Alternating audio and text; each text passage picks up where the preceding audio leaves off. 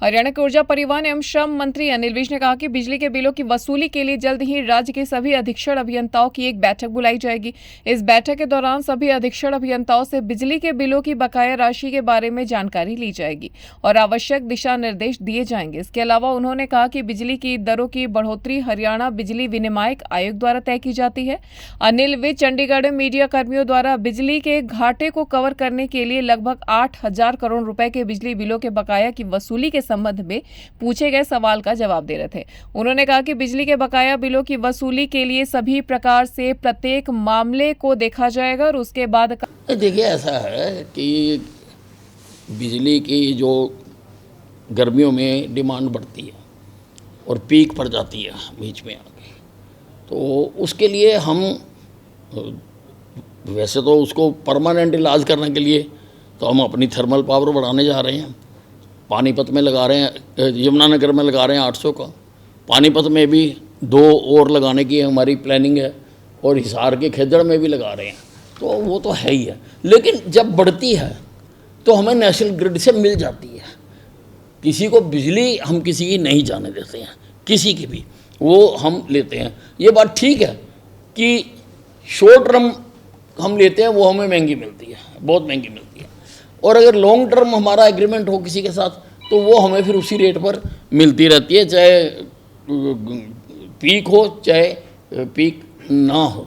और दूसरी बात ये है, क्योंकि गर्मी में काफ़ी जो है लाइन फॉल्ट वगैरह होते हैं, तो उसके लिए मैंने इनको कहा कि हर सब स्टेशन के ऊपर सफिशिएंट नंबर ऑफ ट्रांसफार्मर्स आप अवेलेबल रखें।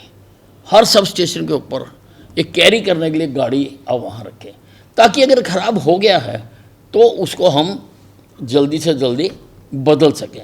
इसके अलावा जब से मैंने डिपार्टमेंट संभाला है, मैंने इनको ट्रांसफार्मर्स की ऑगमेंटेशन के लिए कह दिया कि अगर किसी ट्रांसफार्मर की कैपेसिटी से ज़्यादा उसके ऊपर लोड है तो उस ट्रांसफार्मर को बहुत सारे, अब मेरे पास डाटा तो नहीं है, लेकिन बहुत सारे ट्रांसफार्मर अपग्रेड कर दिए गए हैं, उनको उनकी ऑगमेंटेशन हो चुकी है।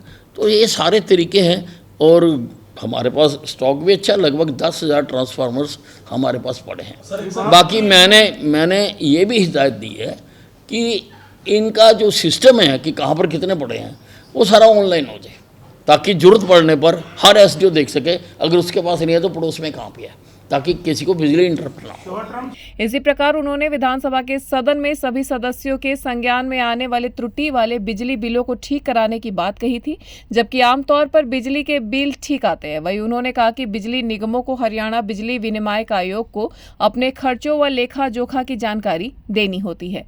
बिजली की गर्मियों में बढ़ने वाली मांग के संबंध में पूछे गए सवाल के जवाब में अनिल विज ने कहा कि इसके स्थायी इलाज के तौर पर हम अपना थर्मल पावर की क्षमता बढ़ाने जा रहे हैं और इसी तरह यमुनानगर में 800 मेगावाट का थर्मल पावर प्लांट लगाया जा रहा है।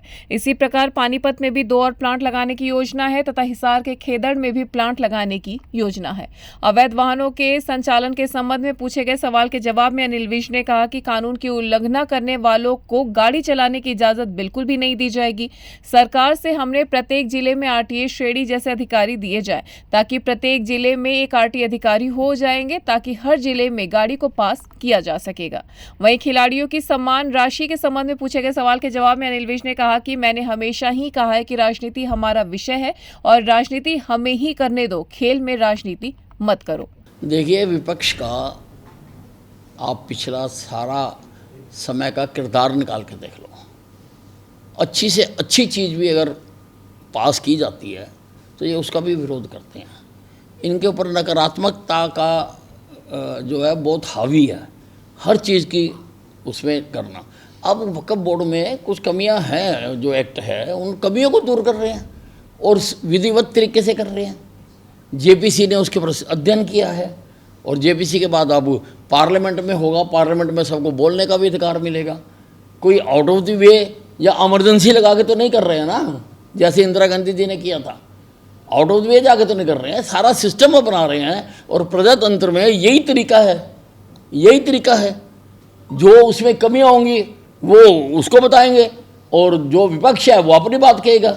अब ऐसे ही बिना उसके अभी चर्चा हो रही है, क्या होगा क्या नहीं होगा, तो उसके बारे में ऐसी टिप्पणियां करना उचित नहीं है।